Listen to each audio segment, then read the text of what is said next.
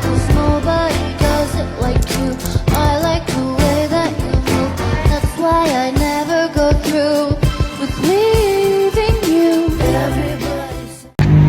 Halo teman-teman, jadi pada bab sebelumnya saya telah menceritakan atau menyimpulkan bab pertama dari buku Bapak Yusuf Kalla dan di balik kepemimpinannya mengenai sindrom cemas sang juru hitung.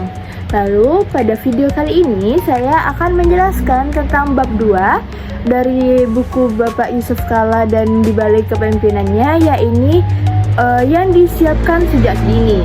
Jadi teman-teman, pada bab 2 dari sebuah buku yang menelusuri perjalanan kepemimpinan Bapak Yusuf Kalla adalah esensial untuk memahami akar-akar filosofi dan gaya kepemimpinannya yang sangat khas.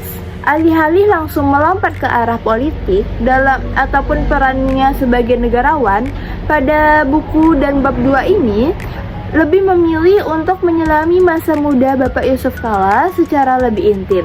Ini akan mengungkap atau membuka periode formatif dalam kehidupannya, di mana karakter dan nilai-nilai serta pola pikirnya Bapak Yusuf Kalla mulai terbentuk jauh sebelum ia dikenal sebagai publik pemimpin nasional. Para pembaca akan diajak untuk dapat memahami lingkungan tempat Bapak Yusuf Kalla tumbuh, serta tantangan yang dihadapi dan bagaimana sih pengalaman-pengalaman awal tersebut dalam mengukir fondasi. Lalu pada bab 2 ini juga telah menjelaskan tentang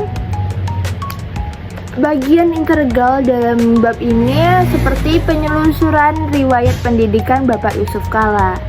Bukan hanya daftar intuisi yang dihadiri, namun juga bagaimana pendidikan formal tersebut membentuk kerangka berpikirnya dan apakah ada mata pelajaran atau pengalaman akademik tertentu yang sangat mempengaruhi Bapak Yusuf Kalla sendiri, serta bagaimana Bapak Yusuf Kalla mengaplikasikan pengetahuan yang Bapak Yusuf Kalla peroleh dari bangku sekolah dan bangku kuliah dalam kehidupannya kelak.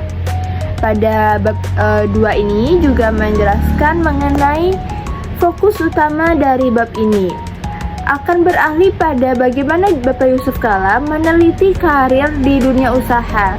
Ini adalah bidang bagian yang krusial karena disinilah ia mengasah keterampilan yang kemungkinan menjadi ciri khas kepemimpinannya.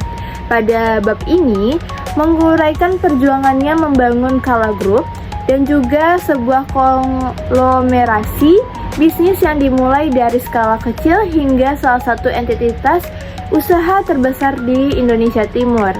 Nah, narasi ini akan mencakup berbagai tantangan yang akan dihadapi dalam membangun dan mengembangkan bisnis, dari keterbatasan modal serta persaingan ketat hingga kompleksitas manajemen ekspansi.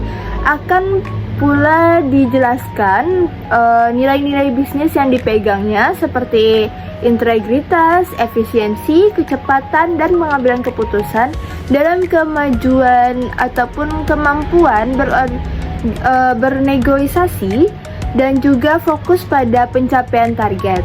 Ini akan menunjukkan bagaimana ia menerapkan prinsip-prinsip kewirausahaan dalam setiap aspek-aspek operasional.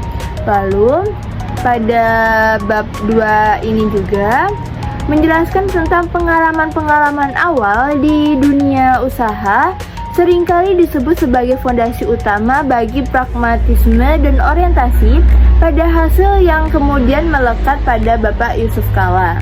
Di lingkungan bisnis yang kompetitif, solusi praktis dan hasil nyata adalah segalanya. Seseorang tidak bisa terlalu teoritis ataupun ideologis.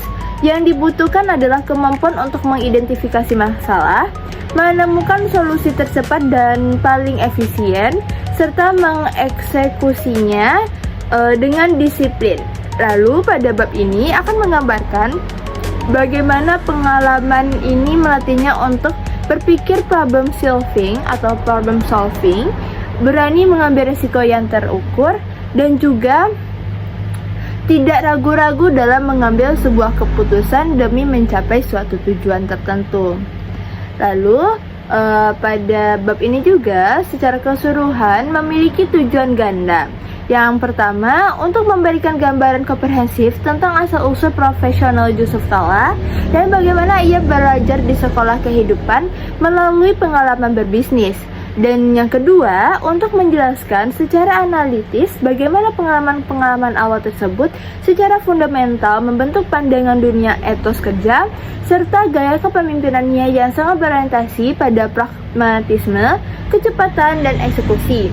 Dan memahami latar belakang ini, pembaca akan memiliki lensa yang tajam untuk menganalisis dan mengapresiasikan langkah-langkah dan keputusan-keputusan besar yang akan ia ambil di arena politik nasional pada bab-bab selanjutnya. Lalu,